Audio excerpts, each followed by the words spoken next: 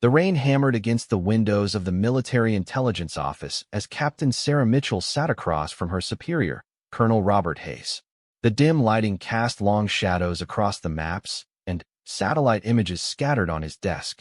Sarah's hands remained steady despite the gravity of what she was about to hear.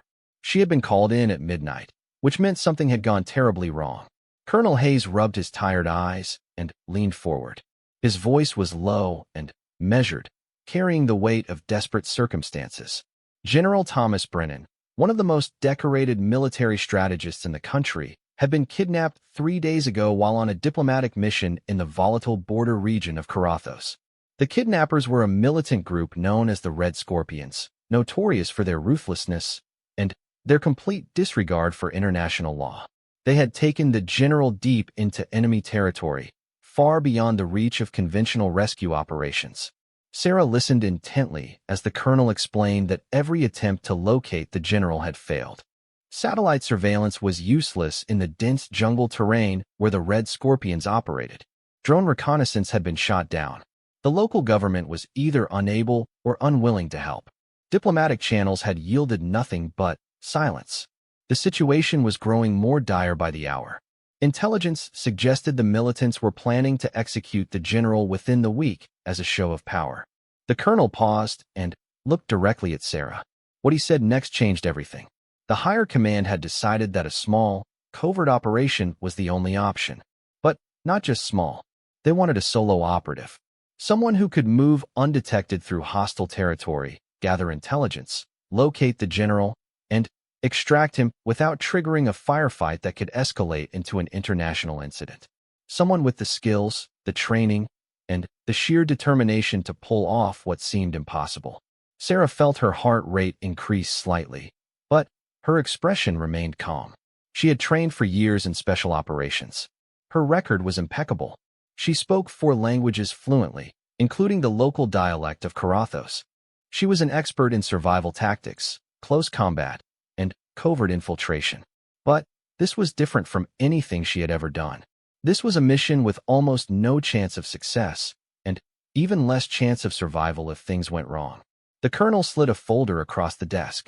Inside were photographs of General Brennan, maps of the region, and intelligence reports on the Red Scorpions. Their leader was a man named Viktor Kozlov, a former military officer who had turned to terrorism after his country's civil war. He was smart, paranoid, and surrounded by loyal fighters who would die for him. The Red Scorpions operated from a network of camps hidden in the mountainous jungle, constantly moving to avoid detection. Sarah opened the folder and studied the materials carefully. The general's last known location was a village called Sarajevo, about 15 kilometers from the border. Intelligence suggested he had been moved deeper into the mountains shortly after his capture. The terrain was brutal, the weather unpredictable, and the entire region was crawling with hostile forces. Any mistake would be fatal. The colonel explained the plan, though calling it a plan was generous.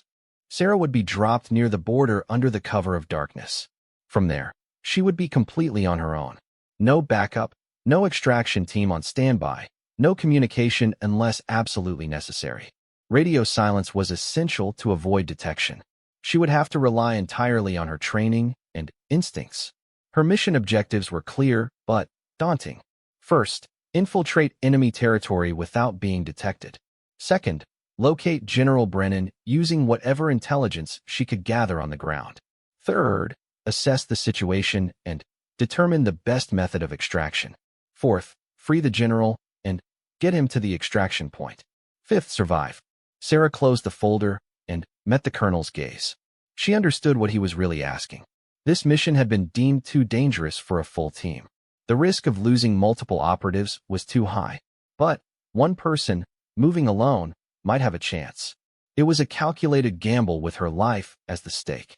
She also understood that refusing was not really an option. General Brennan had saved countless lives with his strategic brilliance. He was a national hero. Leaving him to die was unthinkable. She nodded once, accepting the mission. The colonel's expression showed both relief and regret. He knew he was sending her into a nightmare. He stood and shook her hand firmly. Then, told her she had 12 hours to prepare. At dawn, She would board a transport that would take her to the staging area. From there, a helicopter would drop her at the border. After that, she would be a ghost. Sarah left the office and walked through the empty corridors of the military base. Her mind was already shifting into mission mode, running through scenarios and contingencies.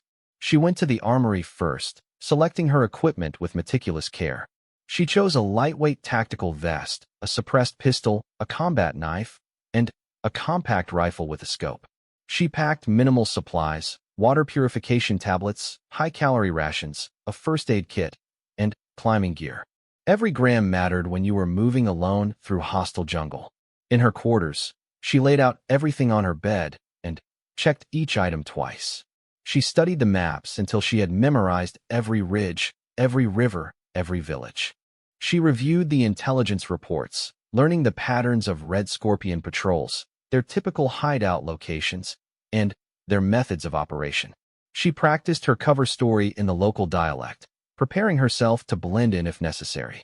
As the hours passed, Sarah allowed herself a moment of reflection.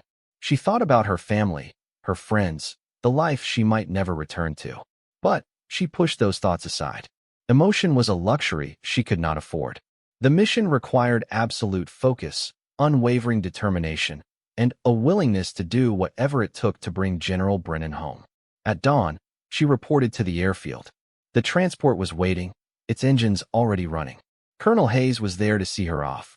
He handed her a small device, an emergency beacon that would transmit her location if activated. But using it would expose her position to everyone, friend and foe alike. It was truly a last resort. The flight was long and tense. Sarah sat alone in the cargo hold, reviewing her mental checklist over and over. The pilot gave her a 30-minute warning as they approached the staging area. She gathered her gear and prepared for the helicopter transfer. The staging area was a small forward operating base, barely more than a few tents, and a landing pad carved out of the jungle. The helicopter pilot was a veteran, his face weathered by years of dangerous missions. He did not ask questions, just gave her a brief nod as she climbed aboard. They lifted off immediately, flying low to avoid radar detection. The landscape below transformed from open plains to dense jungle to steep mountains.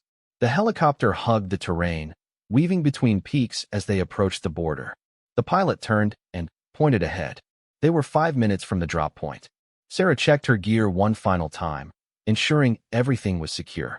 The helicopter descended into a small clearing surrounded by thick vegetation. Before the skids even touched the ground, Sarah jumped out and moved quickly into the tree line.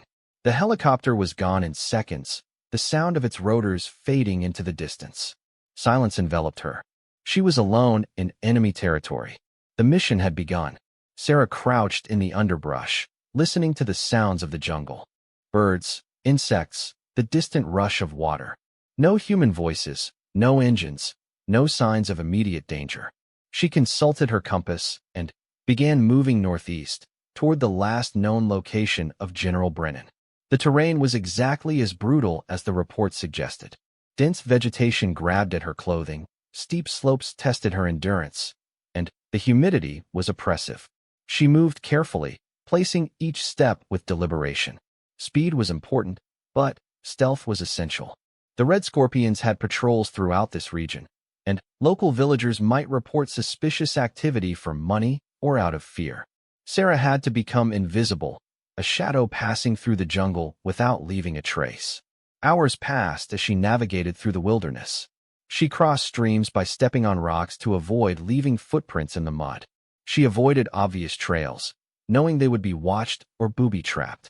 When she heard voices in the distance, she froze and waited, sometimes for 30 minutes or more, until she was certain the area was clear.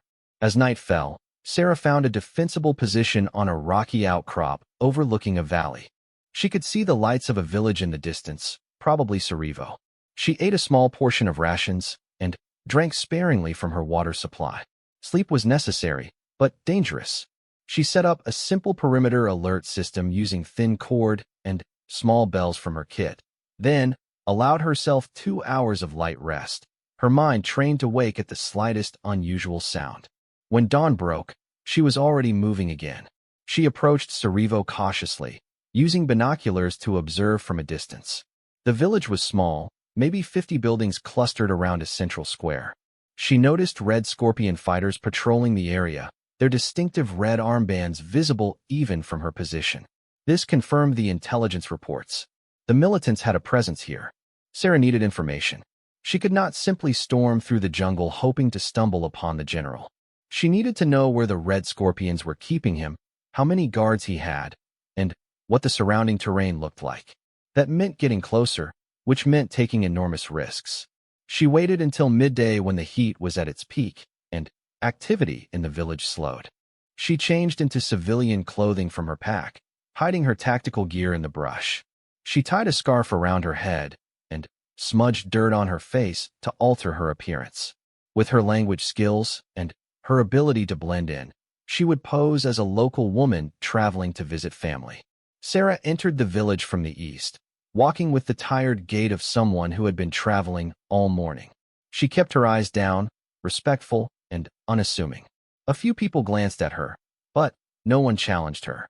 She moved toward the market area, where she could observe and listen without drawing attention. At a small stall selling bread, she struck up a conversation with an elderly woman. She asked innocent questions about the village, the weather, the crops.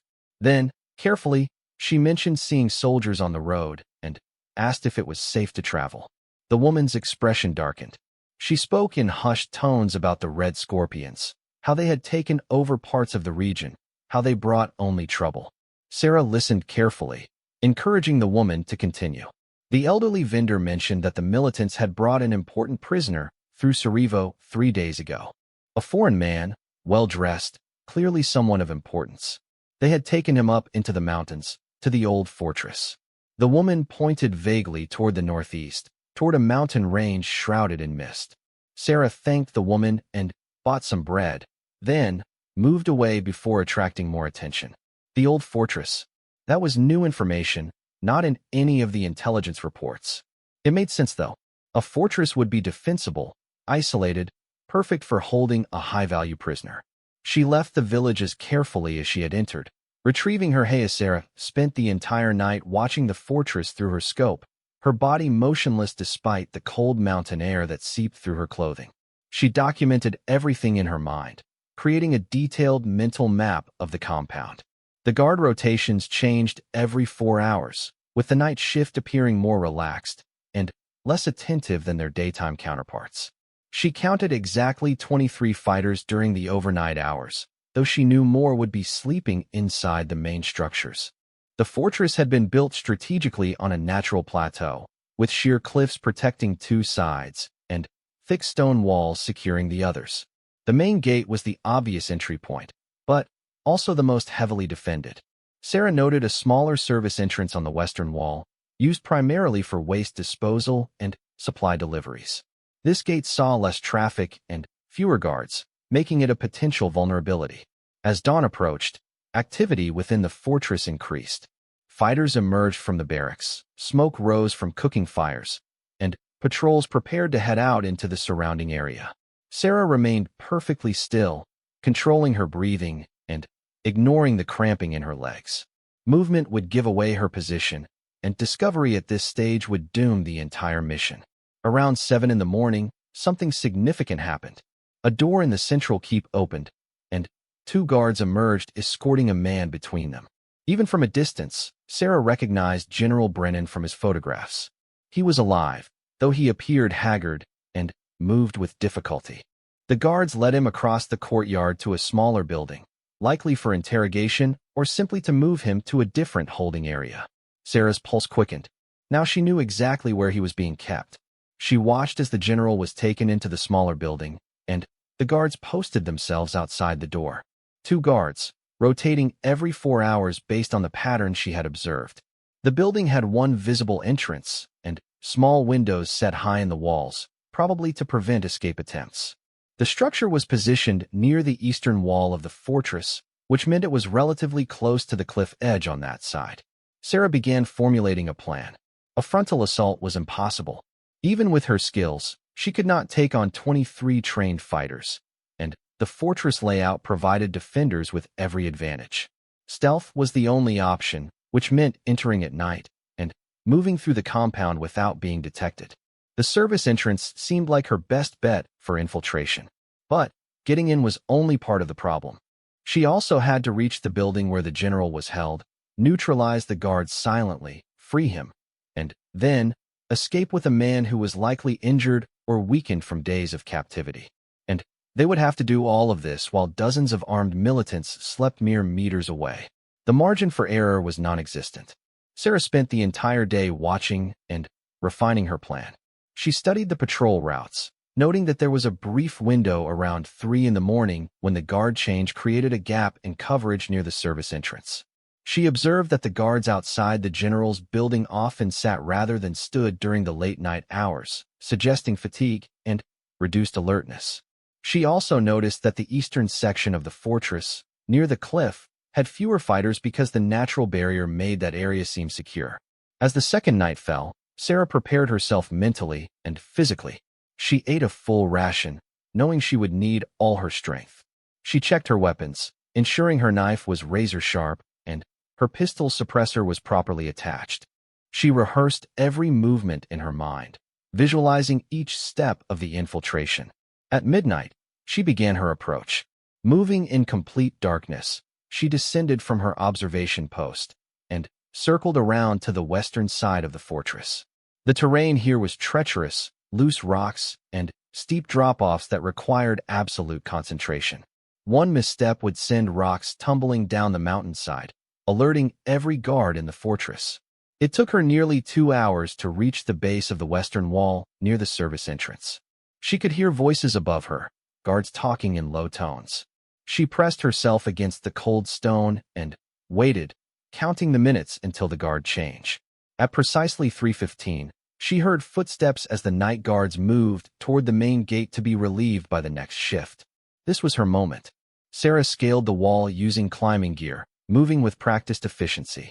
The stone was old and offered plenty of handholds, but it was also crumbling in places, requiring her to test each grip carefully.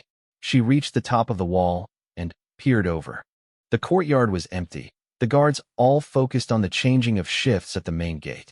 She dropped silently into the compound, landing in a crouch near a stack of supply crates.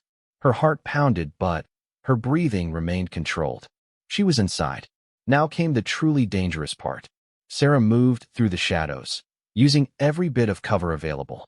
She passed within meters of sleeping fighters, the sounds of their snoring drifting through open windows.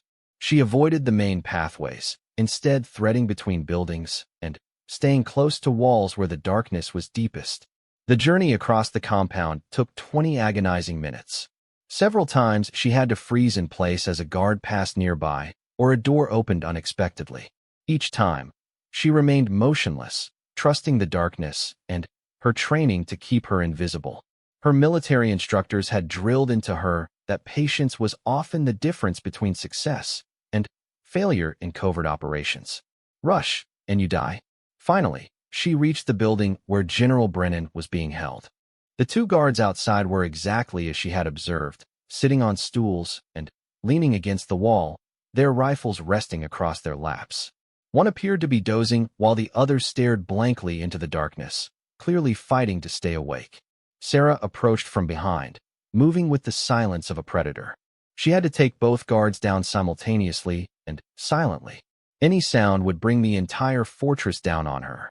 She drew her knife and her pistol, calculating angles and distances. She would need to be perfect. She struck with brutal efficiency. Her knife took the first guard in the throat before he could react, while her suppressed pistol delivered a headshot to the second guard with barely a whisper of sound.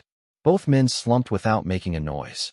Sarah caught them and lowered them carefully to the ground, then dragged their bodies into the shadows beside the building.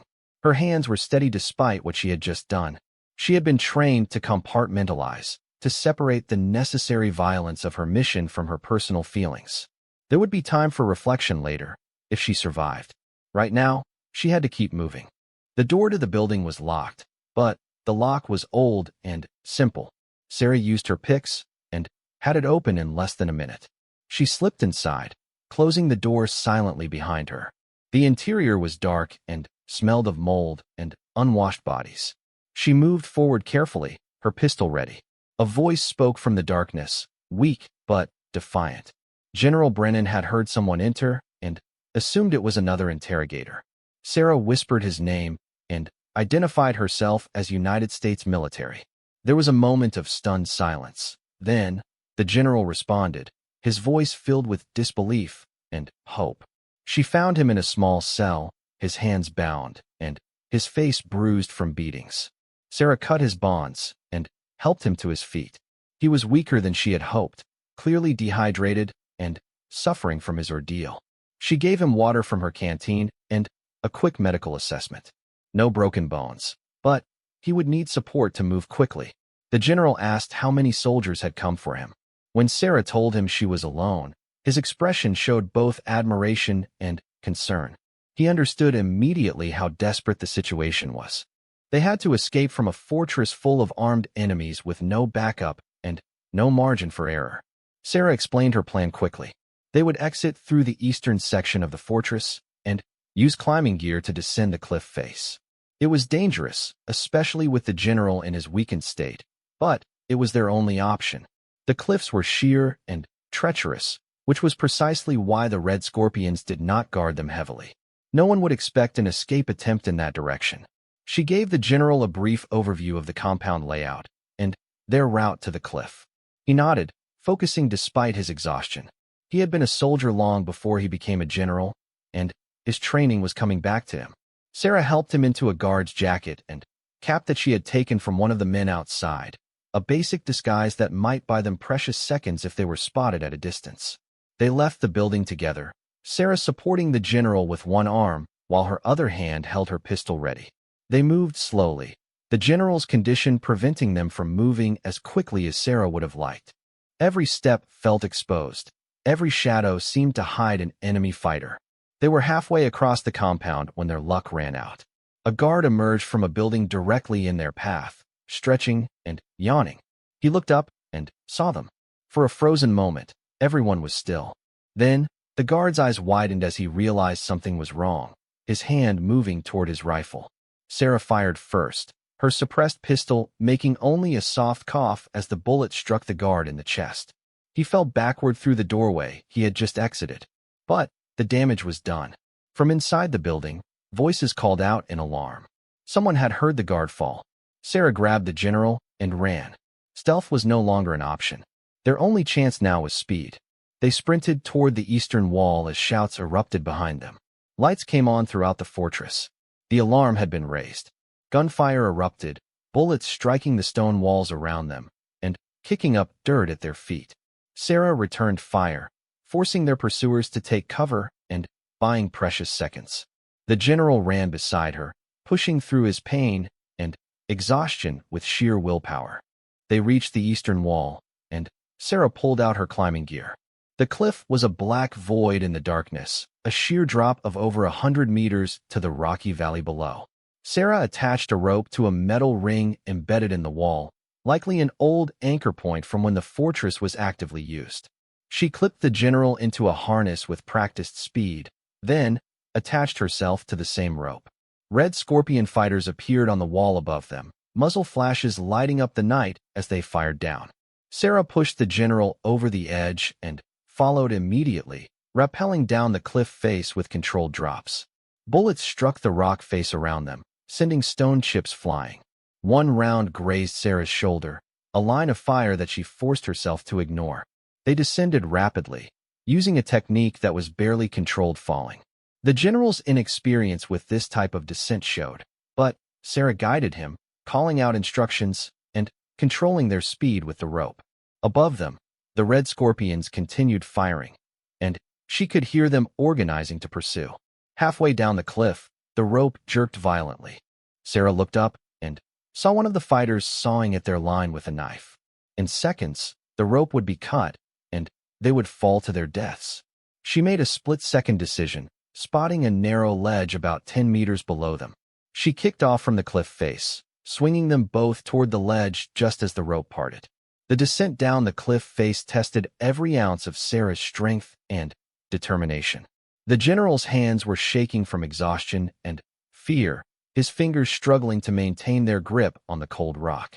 Sarah talked him through each movement with calm, measured instructions, never showing the panic she felt inside. One wrong move, one slipped handhold, and they would both plummet to the rocks below. Above them, the sounds from the fortress changed. The red scorpions had realized their mistake. Flashlight beams cut through the darkness, searching the cliff face. Shouts echoed off the stone walls as fighters organized search parties. It would not be long before they found the ledge where Sarah and the general had landed and realized their prisoners were still alive and climbing down. Sarah pushed herself harder, finding handholds in the darkness more by touch than sight. Her training had included rock climbing, but nothing like this. Nothing in the dead of night, with an injured man depending on her, while enemies searched for them from above. Sweat stung her eyes despite the cold mountain air. Her wounded shoulder screamed with pain every time she pulled herself downward. The general was struggling. His breathing came in ragged gasps, and his movements were becoming less coordinated. Sarah could tell he was reaching the end of his physical reserves. She called up to him softly, encouraging him, telling him they were almost there even though they still had 30 meters to go. Sometimes a lie was kinder than the truth. A shout from above made Sarah's blood run cold. They had been spotted. Gunfire erupted again, bullets striking the cliff face around them with sharp cracks. Rock fragments exploded outward, several pieces hitting Sarah in the face and arms. She pressed herself against the cliff, trying to use the natural contours of the rock for cover while simultaneously guiding the general to do the same. The angle of the cliff actually worked in their favor. The red scorpions could not get a clear shot without leaning far over the edge, and in the darkness their aim was poor. But it only took one lucky bullet to end the mission. Sarah knew they had to keep moving, even under fire. Staying still meant death. She urged the general downward, moving as quickly as safety allowed. Her hands were bleeding freely now, the rough rock shredding her skin despite her gloves. She could feel warm blood making her grip slippery, forcing her to wipe her palms on her pants between movements. The general was in similar condition, his inexperience making his descent even more damaging to his hands. 20 meters from the bottom, disaster struck. The general's foot slipped, and his entire weight suddenly shifted. He scrabbled desperately at the rock face, his fingers finding nothing but smooth stone. He fell, his body sliding down the cliff. Sarah reacted instantly, reaching out and grabbing his jacket with one hand while her other hand and both feet desperately sought purchase. For a terrifying moment, she thought they would both fall. The general's full weight pulled at her arm, threatening to tear her from the cliff. Her fingers screamed in agony as she gripped a small outcropping with her free hand. Her feet found a narrow crack, and she jammed them in, ignoring the pain. She held on with everything she had, muscles burning, vision tunneling from the strain. The general was hanging in space, his feet kicking uselessly, entirely dependent on Sarah's grip. She could not hold him like this for long. Using strength she did not know she possessed, Sarah slowly pulled the general back toward the cliff face. Her shoulder felt like it was tearing apart. Her grip on the rock began to slip. But, inch by agonizing inch, she pulled him closer until his hands could grasp the rock again. They both clung to the cliff face, breathing hard, too exhausted to speak. Sarah's entire body was shaking from the effort. But they could not rest. The red scorpions above were still shooting, and she could see flashlights beginning to descend from the fortress. A pursuit team was coming down after them, likely using proper climbing equipment and moving much faster. Sarah forced herself to keep moving. 15 meters. 10 meters. The ground was close now, close enough that a fall might be survivable, though certainly not pleasant.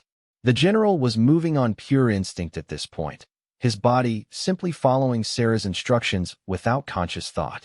She could hear him mumbling to himself, perhaps prayers, or perhaps just meaningless words to keep himself focused. When Sarah's feet finally touched solid ground, she nearly collapsed from relief. The general landed beside her moments later and did collapse, falling to his knees on the rocky valley floor. Sarah wanted nothing more than to lie down and rest, but they were far from safe. The pursuit team was still coming down the cliff, and she could see their lights getting closer. She hauled the general to his feet and got them moving. The valley floor was treacherous in the darkness, covered with loose rocks and hidden holes. Sarah supported the general as they stumbled forward, putting as much distance as possible between themselves and the cliff. Behind them, the first Red Scorpion fighters reached the ground and immediately began tracking them. Sarah headed southwest, toward a forested area she had marked on her mental map during her initial reconnaissance. If they could reach the tree line, they would have a chance to lose their pursuers in the dense vegetation. But it was at least 2 kilometers away, and the general was barely able to walk. She was essentially dragging him, his arm over her shoulders, his feet stumbling more than running. Gunfire erupted from behind them. The Red Scorpions had spotted them in the darkness. Bullets whined past, close enough that Sarah could feel the air displacement. She pushed the general down behind a large boulder and returned fire with her rifle, forcing their pursuers to take cover. The muzzle flashes from her weapon gave away their position, but it also bought them precious seconds. She reloaded and fired again, placing her shots carefully to make the Red Scorpions think twice about rushing forward. Then, she grabbed the general and ran again, using the temporary suppression to gain distance. Her tactical training had taught her the principles of fire and movement. Keep the enemy's heads down, move to better position, repeat. It was textbook infantry tactics, but it worked. They reached a dry riverbed, and Sarah used it for cover, running along the depression in the ground while bullets cracked overhead. The general was gasping for breath, his legs giving out every few steps. Sarah knew he could not keep this pace much longer. She needed to find a defensible position where she could hold off their pursuers while the general rested. Ahead, she spotted what she needed. A cluster of large rocks and fallen trees created a natural fortification. It was not perfect, but it would have to do. She got the general behind cover and quickly assessed their tactical situation.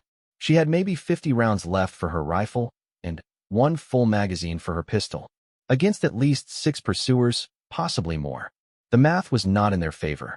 The Red Scorpions were closing in, moving cautiously now that they knew their quarry was armed and dangerous.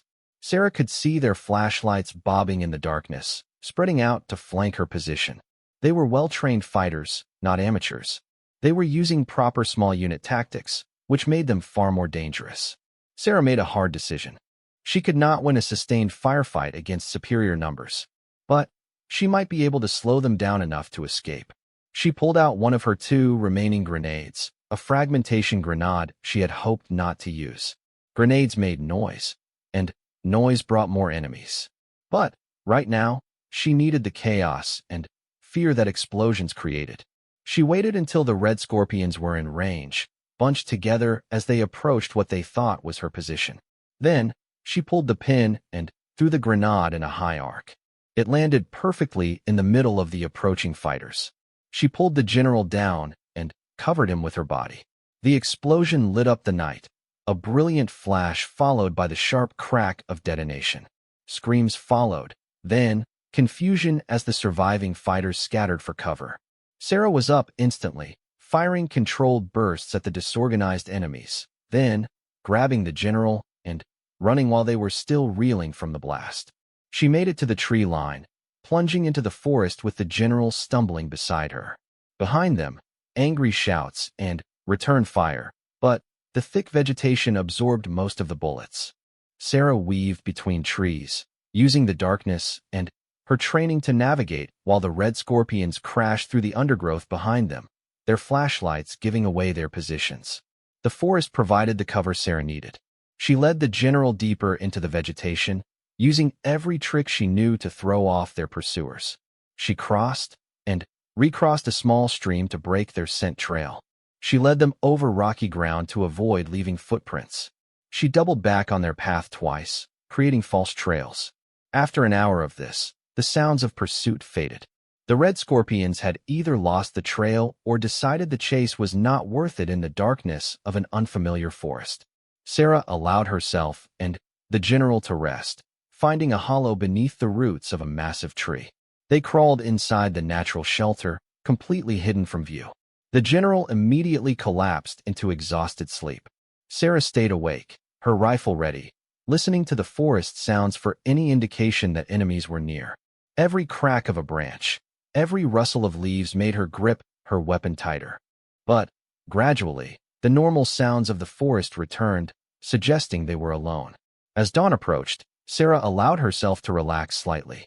They had survived the night, escaped the fortress, and evaded immediate pursuit.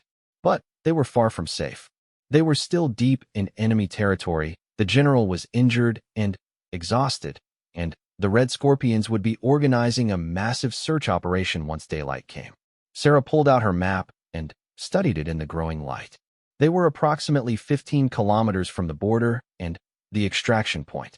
15 kilometers of hostile territory, probably crawling with angry militants who now knew exactly what she looked like, and that she was protecting an American general.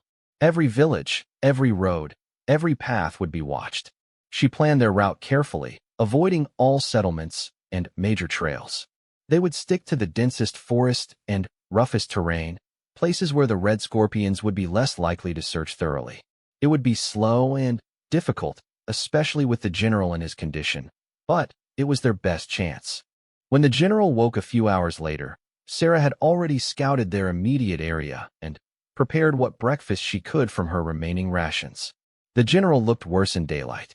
His face was covered in bruises and cuts. His hands were badly torn from the cliff climb, and he moved like a man decades older than his actual age.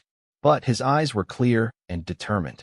He asked about their situation, and Sarah gave him the truth. They had maybe a day and a half of hard travel to reach the border. They had minimal food and water. The enemy was searching for them. Their chances of making it were not good, but they were better than the chances had been when she first infiltrated the fortress. The general managed a weak smile at that. They moved out, Sarah leading, and the general following as best he could. The forest was thick and the terrain challenging, but at least they had cover. Sarah set a pace that pushed them but did not break the general completely. They needed to cover ground, but arriving at the extraction point so exhausted they could not defend themselves would be pointless. Throughout the day, they heard helicopters in the distance. The Red Scorpions were using aircraft to search for them, which complicated things considerably. Sarah kept them under the thickest canopy whenever possible, knowing that thermal imaging from helicopters could spot them even through light vegetation. Several times they had to freeze in place and wait while a helicopter passed overhead, its rotors beating the air like mechanical thunder. Around midday, they encountered a problem. A river, swollen from recent rains, blocked their path. It was too wide and fast to cross safely, especially with the general's weakened condition. Sarah scouted up and down the riverbank, looking for a better crossing point. She finally found a fallen tree that bridged the river about half a kilometer upstream. The tree was slippery and treacherous, barely wide enough for them to cross single file. Sarah went first, testing each step to ensure the bark would hold. Halfway across, she heard engines. Vehicles approaching on a nearby road, heading toward their position. She called back to the general to hurry, then moved as quickly as she dared across the remaining length of the fallen tree. The general started across just as the vehicles came into view through the trees. Red Scorpion trucks, at least 3 of them, packed with fighters. They had not seen Sarah and the general yet, but they were setting up a checkpoint on the bridge downstream, clearly intending to watch the river crossings. Sarah urged the general forward, knowing they had only seconds before someone looked in their direction. The general was moving too slowly, his exhausted body refusing to cooperate. The general threw himself forward with desperate energy, his survival instincts overriding his exhaustion. Bullets splintered the tree bark around his hands and feet, sending wooden shrapnel flying. One round passed so close to his head that he felt the heat of it. Sarah continued firing, forcing the Red Scorpions to stay behind cover rather than taking careful aim. She emptied her magazine, dropped it, and slammed in a fresh one with practiced speed. The general reached the riverbank and tumbled off the tree trunk, landing hard on the muddy ground beside Sarah. She grabbed his collar and hauled him behind a large boulder, just as concentrated fire tore through the space they had occupied a moment before.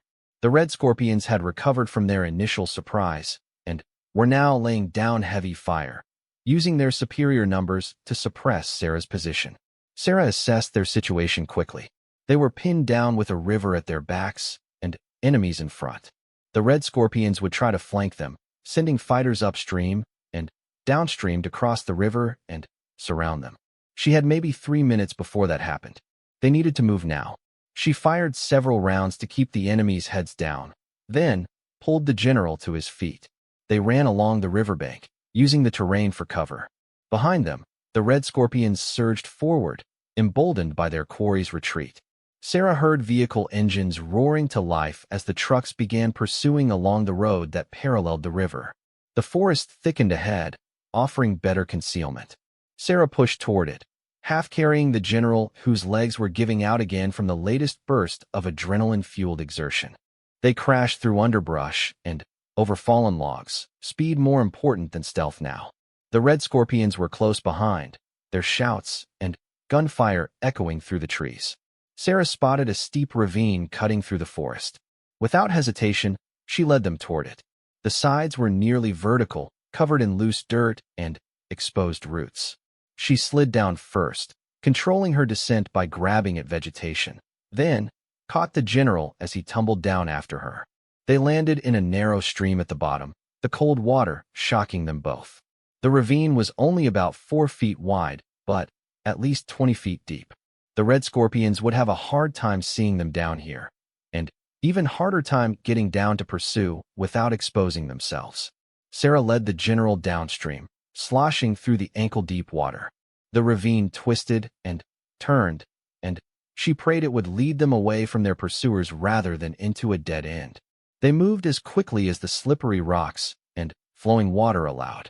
Behind them, Sarah could hear the Red Scorpions arguing about whether to follow into the ravine or continue searching above. She used the time to put distance between them, pushing the general forward even as he stumbled and nearly fell several times. After half a kilometer, the ravine opened up into a wider valley.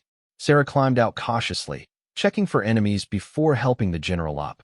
They were in a different part of the forest now, and the sounds of pursuit had faded. But Sarah knew it was only temporary.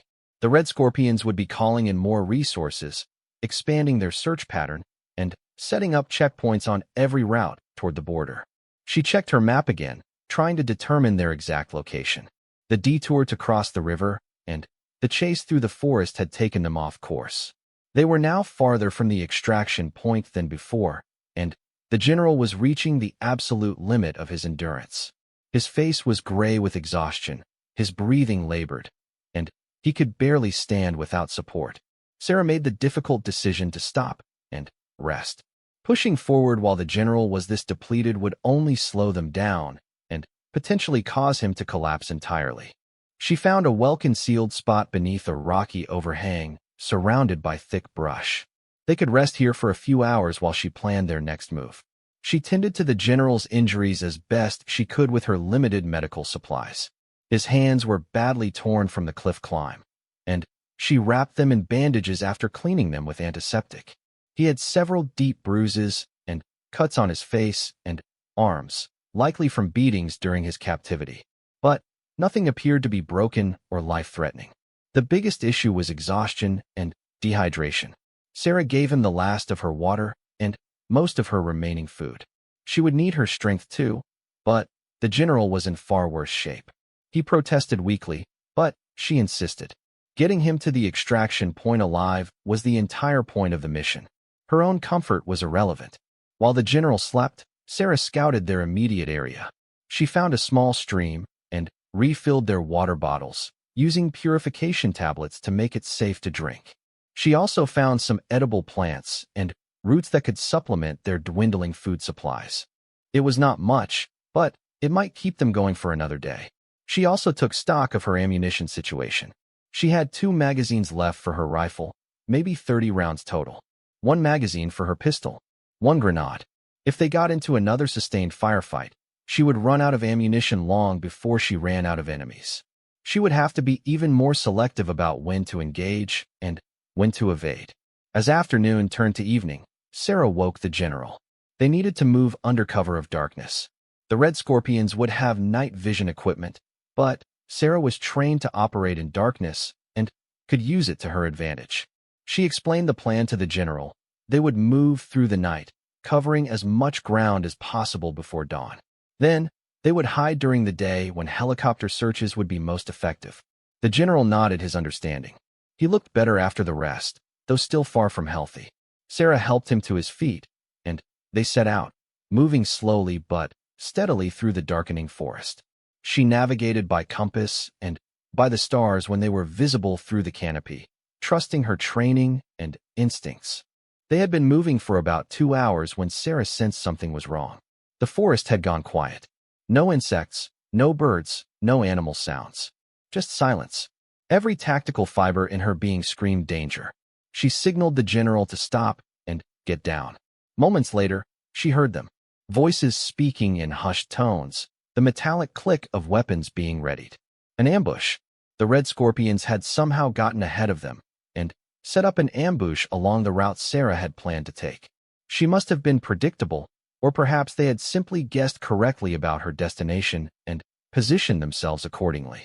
Sarah slowly backed away, guiding the general with her. They moved with agonizing care, placing each foot carefully to avoid making noise. The ambush was well positioned, covering the obvious path through this part of the forest. If Sarah had continued on her planned route, they would have walked right into it. She led them on a wide detour, adding hours to their journey, but avoiding what would have been a fatal encounter. The general followed without complaint, though she could tell each step was becoming harder for him. His determination was remarkable, but determination alone could not overcome the physical toll his body had endured. Around midnight, they stopped to rest again. Sarah allowed the general to sleep while she kept watch, her rifle ready, her senses straining to detect any threat in the darkness. The night was cold, and she could see her breath misting in the air. Neither of them had adequate cold weather gear, and hypothermia was becoming a real concern as they gained altitude moving toward the mountain pass that would lead them to the border. At dawn, they were on the move again. Sarah's exhaustion was catching up with her now. She had barely slept in 3 days, operating on adrenaline and willpower. Her wounded shoulder throbbed with every movement, and her hands were torn and bleeding from the cliff climb. But she pushed forward, knowing that stopping meant capture or death. The terrain was becoming more mountainous as they approached the border region. The forest thinned out, replaced by rocky slopes and sparse vegetation. This made concealment harder, but also meant they could see their surroundings better. Sarah could spot the border mountains in the distance, maybe 10 kilometers away. So close, yet still so far. They came across a small mountain village around mid-morning. Sarah observed it from a distance, trying to decide whether to go around or risk passing through. Going around would add several hours to their journey, but going through risked being recognized or reported. She was deciding when the decision was made for her. A patrol of Red Scorpion fighters emerged from the village, heading directly toward their position. They had been spotted, probably by a villager who then reported them to the militants. Sarah cursed under her breath and looked for escape routes. The terrain here was relatively open, offering few places to hide. She made a split-second tactical decision. Instead of running, which would definitely attract attention and start a chase they could not win, she and the general would hide in plain sight. She quickly pulled out the civilian clothing she had carried with her and had the general put it on over his torn military uniform. She did the same, transforming from soldier to civilian in moments. When the patrol approached, Sarah and the general were sitting beside the path, looking for all the world like two travelers resting. Sarah had torn her clothing further and smudged dirt on both their faces to make them look like poor locals.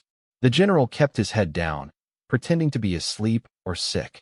The Red Scorpion fighters approached with weapons ready. Their leader, a scarred man with cold eyes, demanded to know who they were and where they were going. Sarah responded in the local dialect, explaining they were traveling to the next village to visit family. Her sick father, she said, gesturing to the general, needed to see a doctor there. The leader studied them suspiciously.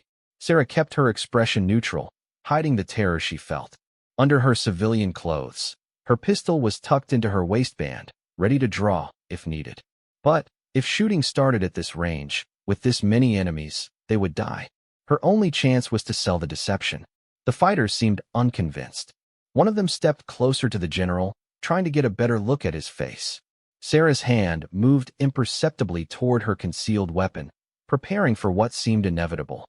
The general groaned and coughed, maintaining his sick act perfectly despite the danger. Then, something unexpected happened.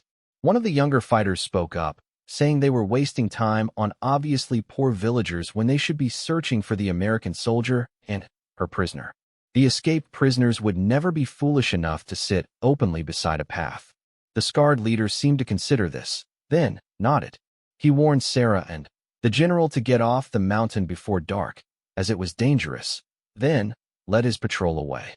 Sarah waited until they were out of sight before allowing Sarah positioned the general in a concealed spot overlooking the valley that led to the extraction point. She pointed out the route he should take once she started her diversion, a path that used the natural terrain to provide maximum cover.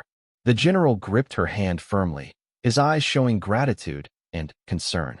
He told her that what she had done, coming alone to rescue him, was the most courageous act he had witnessed in 40 years of military service.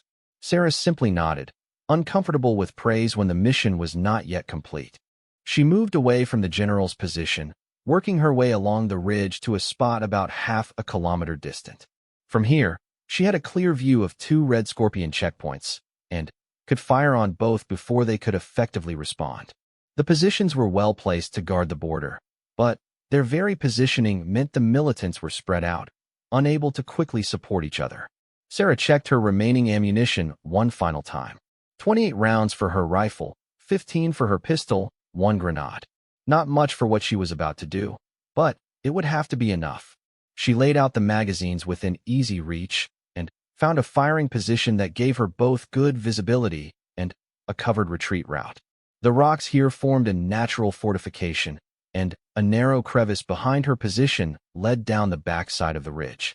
She took several deep breaths, calming her mind and steadying her hands. Everything she had trained for, everything she had endured over the past few days, came down to the next few minutes. She had to create enough chaos to pull the Red Scorpions away from the general's crossing point, but not get herself killed in the process. A fine balance between aggression and survival. Sarah looked through her rifle scope at the nearest checkpoint. She could see 4 fighters sitting around a small fire, their weapons leaning against rocks nearby. Sloppy discipline. But these men probably thought they were far from any real threat. They were about to learn otherwise. She waited until she saw the general begin his descent toward the valley in the distance, a dark shape moving carefully down the slope. Once he was committed to the crossing, she would begin. Her finger rested lightly on the trigger, her breathing slow and controlled. The cold mountain air bit at her exposed skin, but she barely noticed. All her focus was on the task ahead. The general disappeared into the shadows of the valley. It was time. Sarah's first shot took one of the fighters at the checkpoint through the chest before the sound of the rifle even registered with his companions. Her second shot dropped another fighter as he stood up in confusion.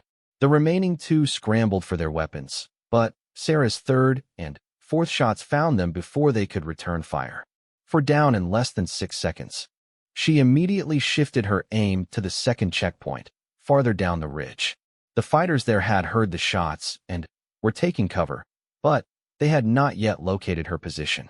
Sarah fired rapidly, not aiming for kills now, but for suppression, forcing them to keep their heads down and preventing them from organizing a response. Shouts erupted across the mountainside as Red Scorpion fighters poured out of their shelters and bunkers. Muzzle flashes lit up the darkness as they began firing wildly in all directions, not yet sure where the attack was coming from. Sarah's plan was working. They were focused on her, completely distracted from the general's escape route. She pulled the pin on her grenade and threw it toward a cluster of fighters attempting to advance on her position. The explosion sent bodies flying and created panic among the remaining militants. Sarah used the confusion to fire more controlled shots, dropping anyone who tried to organize a counterattack. Her rifle ran dry and she smoothly transitioned to a fresh magazine, never stopping her rate of fire. Return fire was intensifying now. The Red Scorpions had located her muzzle flashes and were concentrating their fire on her position. Bullets whined off the rocks around her, sending stone chips flying. One round struck the rock inches from her head, the impact stunning her momentarily. But She recovered and continued firing, determined to keep their attention. She saw movement in her peripheral vision. A group of fighters was trying to flank her position, working their way up the ridge to her left. Sarah engaged them with precise shots, forcing them to take cover. But more fighters were coming, and she was running low on ammunition. Time to move. Sarah fired her last few rounds from her current position, then rolled backward into the crevice she had identified earlier. Bullets struck the spot where she had been lying moments before. She scrambled down the narrow gap between rocks, sliding and climbing in equal measure. Behind her, she could hear the red scorpions reaching her former position, shouting when they found it empty. She emerged from the crevice about 50 meters down the backside of the ridge. Without pausing, she ran along a narrow goat trail that followed the contour of the mountain. The red scorpions would be pursuing, trying to cut off her escape routes. She had to keep moving, keep them chasing her, and away from the general. The trail led down into a boulder field where massive rocks created a maze of passages and dead ends. Sarah plunged into it, using her smaller size to squeeze through gaps that would slow her larger pursuers. She could hear them crashing through the rocks behind her, their flashlights cutting through the darkness like searching fingers. Sarah paused behind a large boulder to catch her breath and assess the situation. She checked the valley where the general should be crossing. In the darkness, she thought she saw a signal, 3 brief flashes of light. The emergency beacon. The general had made it across the border and was calling for extraction. Relief flooded through her. The primary mission was accomplished. The general was safe. Now she just had to survive long enough to reach the extraction point herself. The red scorpions were close, too close. Sarah could hear them on all sides, systematically searching the boulder field. She was surrounded with nowhere to run. Her ammunition was nearly exhausted, just a few rounds in her pistol. Fighting her way out was not an option. Then, she remembered something from her training. Sometimes the best hiding place was not far away from your enemies, but close to them. She climbed up onto a large, flat-topped boulder and lay completely flat, using the darkness and the boulder's height to conceal her. Red scorpion fighters passed directly beneath her, so close she could hear their breathing and smell their cigarette smoke. They never thought to look up. She remained frozen in place for over an hour as the search continued around her. Fighters came and went, frustrated by their inability to find her. Eventually, their leader called them back, deciding that pursuing a single soldier through treacherous terrain in darkness was too dangerous. They would wait for daylight and bring in tracking dogs. Sarah waited until she was certain they had withdrawn, then carefully climbed down from her perch. Her body was stiff from lying motionless on the cold rock, and every muscle protested as she moved. But she was alive and free, at least for now. Dawn was still several hours away. If she moved quickly, she could reach the border before the red scorpions resumed their search. She navigated by the stars, moving as silently as a ghost through the darkness. The terrain was treacherous, and several times she nearly fell or walked off unseen cliffs. But her training and determination kept her moving forward. The border was close now, maybe 2 kilometers. So close she could almost taste the safety that lay beyond. An hour before dawn, Sarah crossed the invisible line that marked the border. Officially, she was now in friendly territory, though the red scorpions would not respect such legal distinctions if they caught her. She kept moving, heading toward the extraction point coordinates the general had been given. She found him in a small clearing, surrounded by soldiers from the extraction team. A helicopter sat nearby, its rotors slowly spinning as it prepared to take off. When the general saw Sarah emerge from the tree line, exhausted and bloody but alive, his face broke into a huge smile. He had been certain she would not make it. The extraction team commander immediately tried to get Sarah onto the helicopter, but she insisted on a quick perimeter check first. Years of training made it impossible for her to relax until she was absolutely certain they were secure. Only when she was satisfied that no threats were near did she allow herself to climb aboard the aircraft. As the helicopter lifted off, Sarah looked back at the mountains of Karathos disappearing behind them. The red scorpions would be furious at losing their prized prisoner and humiliated that a single soldier had infiltrated their fortress and escaped with him. But that was no longer her concern. The mission was complete. General Brennan sat beside her in the helicopter, insisting that the medic treat Sarah's injuries before his own. She had a deep gash on her shoulder from the bullet graze, her hands were shredded, and she had numerous cuts and bruises. But none of it was life-threatening. She would heal. The flight to the forward operating base took 40 minutes. When they landed, a crowd of soldiers and officers was waiting. Word of the successful rescue had already spread. As Sarah stepped off the helicopter, barely able to stand from exhaustion, the assembled soldiers began to applaud. She was uncomfortable with the attention, but the general placed his hand on her shoulder and told her to accept it. She had earned it. Colonel Hayes was there, his face showing relief and pride in equal measure. He had sent her on what he believed was likely a suicide mission, and she had not only survived but succeeded beyond anyone's expectations. He saluted her crisply, and she returned the salute despite her injuries. The general was taken immediately to the medical facility for a full examination and treatment. Sarah was supposed to go as well, but she first had to debrief the intelligence officers about everything she had observed in enemy territory. She spent 2 hours describing the fortress layout, the Red Scorpion positions, their tactics, and equipment, anything that might be useful for future operations. Only then was she allowed to seek medical attention. A doctor cleaned and stitched her wounds, wrapped her damaged hands, and gave her antibiotics to prevent infection. He wanted to keep her in the hospital for observation, but Sarah refused. All she wanted was a shower, food, and sleep. The doctor reluctantly agreed, making her promise to return if she developed any fever or if her wounds showed signs of infection. Sarah returned to her quarters and stood under the hot water of the shower for nearly an hour, washing away days of sweat, blood, and fear. She watched the water run red as it cleaned her wounds, then gradually clear as the worst of the dirt and dried blood spiraled down the drain. When she finally emerged, she felt almost human again. She ate mechanically, her body demanding fuel even though she had no appetite. Then, she collapsed onto her bed, not bothering to turn off the lights or get under the covers.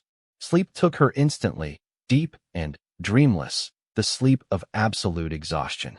She woke 16 hours later to find Colonel Hayes sitting in a chair beside her bed. He had been waiting for her to wake up, unwilling to disturb the rest she so desperately needed. He told her that General Brennan was recovering well and had already spoken to the military command about her actions. He also told her that her mission had been classified at the highest levels. Very few people would ever know what she had done. Sarah asked about the Red Scorpions. The colonel explained that the successful rescue and the intelligence she had provided had allowed a larger operation to be planned. Within 72 hours, a joint military task force had raided the fortress and several other Red Scorpion positions. Viktor Kozlov, the group's leader, had been killed in the fighting. The organization was effectively destroyed as a military threat. Sarah felt a grim satisfaction at this news. The Red Scorpions would not be kidnapping anyone else or terrorizing the region. The risks she had taken, the fears she had overcome, had been worth it in the end. The colonel then told her she was being recommended for the highest military honors, though the ceremony itself would be private given the classified nature of the operation. Sarah said she did not need recognition. She had done her duty, nothing more.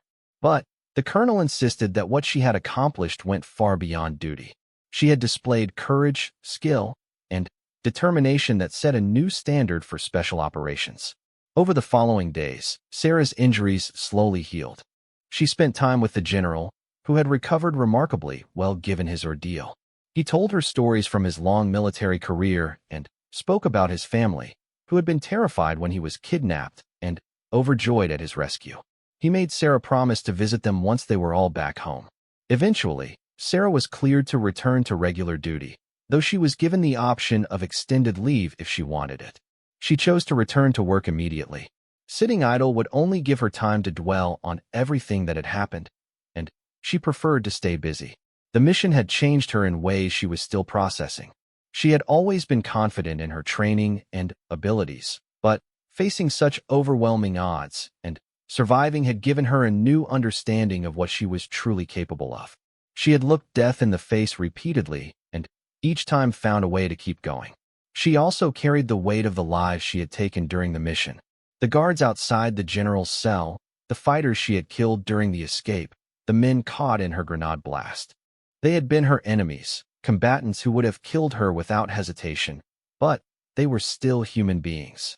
Sarah did not regret her actions, as they had been necessary for the mission's success, but she would remember every face and carry the burden of those deaths. Several weeks later, Sarah received orders to report to a secure briefing room. When she arrived, she found General Brennan waiting along with several high-ranking officers she did not recognize. They told her about a new special operations unit being formed, one designed to handle the most dangerous and sensitive missions. They wanted her to be part of it, to use her unique skills and experience to train others and lead future operations. Sarah considered the offer carefully. It would mean more danger, more impossible missions, more nights wondering if she would see the sunrise. But it would also mean the opportunity to make a real difference, to use her abilities to protect others and serve her country at the highest level. She thought about the general, about how many lives his strategic brilliance had saved over the years. She thought about how close he had come to dying in that fortress, and how many others might face similar fates without someone willing to risk everything to save them. She accepted the position. Years later, when people asked General Brennan about his kidnapping and rescue, he would always tell the same story. How a single soldier, a captain named Sarah Mitchell, had infiltrated enemy territory alone, freed him from an impregnable fortress, evaded dozens of pursuers through hostile jungle and mountains, and brought him safely home against impossible odds. He would describe her courage, her skill, her unwavering determination in the face of overwhelming danger. And he would always end the story the same way, by saying that Captain Sarah Mitchell had taught him the true meaning of the word hero.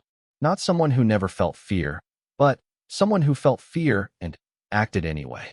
Not someone who never doubted, but someone who pushed through doubt to do what needed to be done.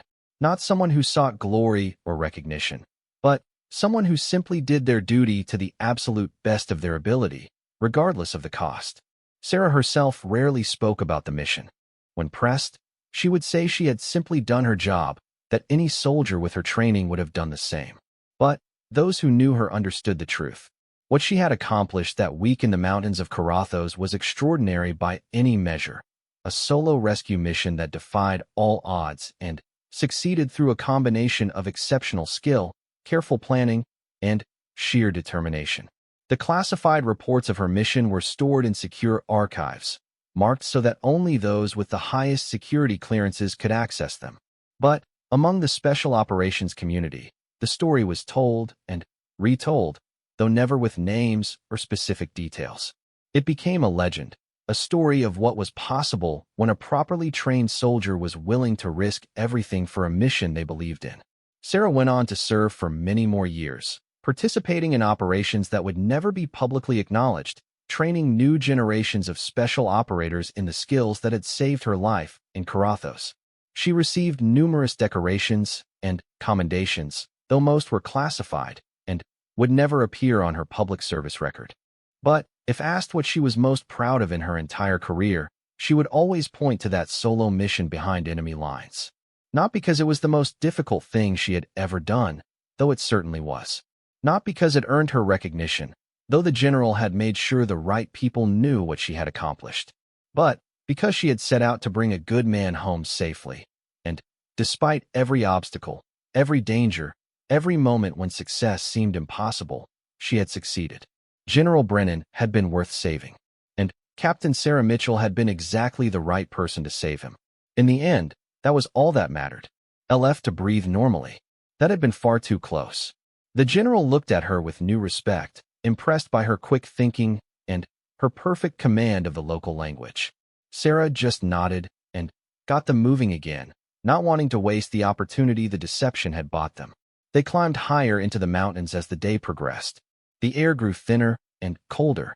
Snow appeared on the ground in shaded areas, and ice made the rocks treacherous. The general was struggling badly now. His breathing labored in the thin air, his legs barely able to carry him. Sarah supported him, essentially dragging him up the increasingly steep slopes. By late afternoon, they reached the pass. Sarah could see the border from here, a line on her map rather than anything visible on the ground. Beyond that line was safety, but they still had to cross several kilometers of open terrain to reach the extraction point. And between them and safety, she could see Red Scorpion positions. The militants had set up checkpoints and observation posts covering all the obvious routes across the border. Sarah found a sheltered spot among the rocks and laid out her plan. They would wait for full darkness, then make their move. She had one idea, risky but possible. The extraction point was in a valley on the other side of the border. If she could use her emergency beacon to signal the extraction team, while simultaneously creating a distraction to draw the Red Scorpions away from the border, they might have a chance to slip through. The general asked what kind of distraction. Sarah pulled out her last grenade and her remaining ammunition. She would set up a position away from their actual crossing point and open fire on the Red Scorpion positions. The militants would respond to the attack, converging on her position. While they were focused on her, the general would cross the border and reach the extraction point. The general immediately objected. He would not allow Sarah to sacrifice herself. Sarah explained it was not a sacrifice, just tactics. Once she drew the Red Scorpions away, she would use the terrain to break contact and escape. She was trained for this, she was fast, and she knew how to evade pursuit. It was their best chance, possibly their only chance. They argued about it as darkness fell, but Sarah was adamant. Finally, the general relented, recognizing the logic even if he did not like it. Sarah gave him the emergency beacon and showed him how to activate it. Once he was safely across the border, he should activate it and wait for extraction. The team would come for him, and, with luck, for her as well if she managed to escape the Red Scorpions. Sarah could see fighters getting out of the trucks, some of them looking around, scanning the river. She had to make a choice. Risk crossing back to help the general and possibly getting them both spotted, or stay where she was and hope he made it across in time. Before she could decide, the general's foot slipped. He grabbed at the tree trunk, managing to catch himself, but the sudden movement caught the attention of one of the fighters. The man shouted and pointed at the river. In seconds, a dozen Red Scorpions were looking directly at them. Sarah opened fire, her rifle barking as she laid down covering fire. She hit two fighters before they could bring their own weapons to bear, forcing the others to dive for cover. She screamed at the general to move, to get across the river now. The general scrambled forward, abandoning caution for speed as bullets began striking the water around him and chewing into the tree trunk. They crashed onto the rocky outcrop, the general crying out in pain. The severed rope fell away into the darkness. Sarah assessed their situation quickly. They were trapped on a ledge barely 2 meters wide, with no rope, and still 50 meters above the valley floor. Above them, the Red Scorpions were celebrating, thinking their prisoners had fallen to their deaths. But Sarah had not survived this long by giving up. She examined the cliff face carefully, using her flashlight sparingly. There were handholds and cracks in the rock. Difficult, but climbable. She explained to the general that they would have to free climb down, something he had never done before. The general looked at the drop below them and then at Sarah. He told her to leave him, to save herself. Sarah refused flatly. She had not come all this way to abandon him now. She would get him down this cliff or die trying. She positioned the general and taught him the basics of climbing in whispered instructions. Hand here, foot there, test each hold before trusting your weight to it. Then, she began descending, guiding him through each movement. Progress was agonizingly slow. Several times the general's grip slipped, and Sarah had to brace herself to stop his fall. Her shoulder throbbed where the bullet had grazed it, and her fingers were bleeding from gripping the sharp rock. And changing back into her tactical clothing once she was safely in the jungle. She studied her maps, trying to identify which mountain might house this fortress. There were several possibilities, but one stood out. An old military installation built during the Civil War, supposedly abandoned. It was marked on the map, but dismissed in the intelligence reports as uninhabitable. Sarah adjusted her course, heading toward the mountain. The terrain grew even more challenging as she climbed higher. The jungle gave way to rocky slopes and narrow paths. She had to use her climbing gear several times to navigate particularly steep sections. The temperature dropped as altitude increased, and mist rolled in, reducing visibility. Late in the afternoon, she found what she was looking for. Through the mist, she could see the dark outline of stone walls built into the mountainside. The fortress. It was larger than she expected, a sprawling complex that took advantage of the natural rock formations. She could see guards posted at various points, and smoke rising from several locations inside the walls. Sarah found a concealed observation post about 500 meters from the fortress. Using her scope, she studied the layout carefully. The main gate faced south, heavily guarded. There were watchtowers at each corner, manned constantly. The walls were high and looked solid despite their age. This was going to be extremely difficult. She counted at least 20 Red Scorpion fighters visible, which meant there were probably twice that many inside. She needed to locate General Brennan within that fortress, determine the best approach for extraction, and figure out how to get both of them out alive. And she needed to do it all without being discovered. As darkness fell, Sarah settled in for a long night of observation. This was the most critical phase of the mission. Every detail mattered. Every guard rotation, every weak point in the defenses, every possible escape route. She had one chance to get this right. Failure meant death for both her and the general.